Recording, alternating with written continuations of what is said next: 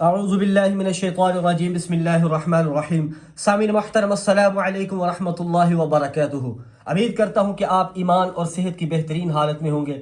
اللہ تعالیٰ سے دعا ہے اللہ تعالیٰ میری اور آپ کی بلکہ پوری امت مسلمہ کی ہر قسم کے شر سے، ہر قسم کے فتنے سے، شیاطین کے شر سے، ظالمین کے ظلم سے اللہ حفاظت فرمائے۔ اللہ آپ کو، آپ کی اولادوں کو، آپ کی آنے والی نسلوں کو اپنے دین کا خادم بنائے۔ سامعین محترم، حاضر ہوں آپ کے سامنے ایک نئے وظیفے کے ساتھ۔ آپ حضرات سے بس اتنی سی میں گزارش کیا کرتا ہوں کہ بھائی فرائض کے چھوڑنے سے جو عذاب آتے ہیں نا، وہ وظائف کے کرنے سے ختم نہیں ہوتے۔ بات کرنے کا مقصد ہے کہ جب سے ہم نے اللہ کے احکامات کو بلا دیا، اللہ کے طریقوں کو بلا دیا، تو اللہ نے اللہ نے بھی ہمیں بلا دیا۔ اللہ رزق نہیں چھینتا، اللہ ہدایت کی توفیق چھین لیتے ہیں جب اللہ ناراض ہوتے ہیں۔ ٹھیک ہے، میری باتیں اگر آپ کو بری لگ رہی تو میں معذرت کرتا ہوں آپ سے، لیکن حقیقت یہی ہے۔ ٹھیک ہے، کوئی بھی وظیفہ تب تک اثر نہیں کرتا جب تک آپ کا یعنی کہ آپ کی نمازیں پوری نہیں ہیں۔ اولاد کے لیے جو انسان لوگ پریشان ہیں، اللہ پاک ان کو انشاءاللہ، اللہ میری دعا ہے اللہ جس کو اولاد نہیں ہے اللہ نیک صالح اولاد عطا فرمائے، جس کو اولاد نرینہ نہیں اللہ نرینہ صالح اولاد عطا فرمائے۔ سامعین محترم، رجب المرجب کے لحاظ سے اس عمل نے کیا اولاد کے لیے یہ عمل آپ کریں، اس عمل کی برکت سے اللہ نے ہزاروں لوگوں کی جھولیاں بھری ہیں، آپ بھی کریں، بڑا مجرب اور اکثیر عمل ہے۔ ٹھیک ہے، عمل ہم بلا تاخیر آپ کا ٹائم ویسٹ کیے بنا ہم شروع کرتے ہیں۔ عمل کیسے کرنا ہے کہ آیت کریمہ ہے جو لا الہ الا انت سبحانک انی کنت من الظالمین، شرط یہ ہے کہ جس دن آپ نے یہ عمل شروع کرنا ہے، یعنی کہ جس دن آپ یہ عمل کر رہے ہیں اس دن شرط ہے کہ آپ نے روزہ لازمی رکھنا ہے۔ ٹھیک ہے، روزہ جس دن آپ یہ وظیفہ کر رہے ہیں روزہ لازمی رکھنا ہے۔ ٹھیک ہے،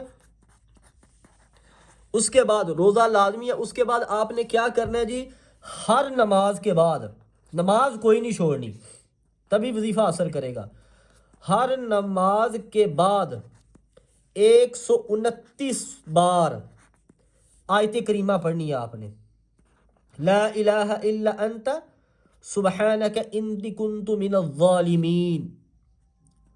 آیت کریمہ آپ نے 129 بار ہر نماز کے بعد پڑھنی ہے۔ ٹھیک ہے، اول آخر درود شریف، اول آخر آپ نے درود شریف لازمی پڑھنا، 3 بار 7 بار طاق پڑھے جتنا بھی پڑھ سکتے ہیں۔ ٹھیک ہے، اس کے بعد آپ نے جب جو افطاری کرنی ہے اس ٹائم آپ نے کیا کرنا ہے، افطاری کے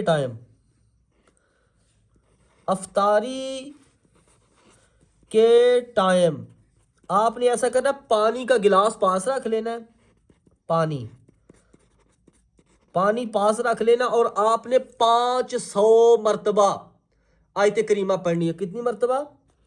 500 مرتبہ آیت کریمہ آپ نے پڑھنی ہے، افطاری کے ٹائم پانی پاس رکھ لینا ہے۔ ٹھیک ہے، یہ 500 مرتبہ آپ جب کر لیں پھر آپ نے 100 مرتبہ اللہ کا اسم مبارک ہے یا سمیع، اے سننے والے، یا سمیع، یہ آپ نے 100 مرتبہ پڑھنا ہے اول آخر۔ اس ٹائم بھی تو آپ نے درود لازمی پڑھنا ہے۔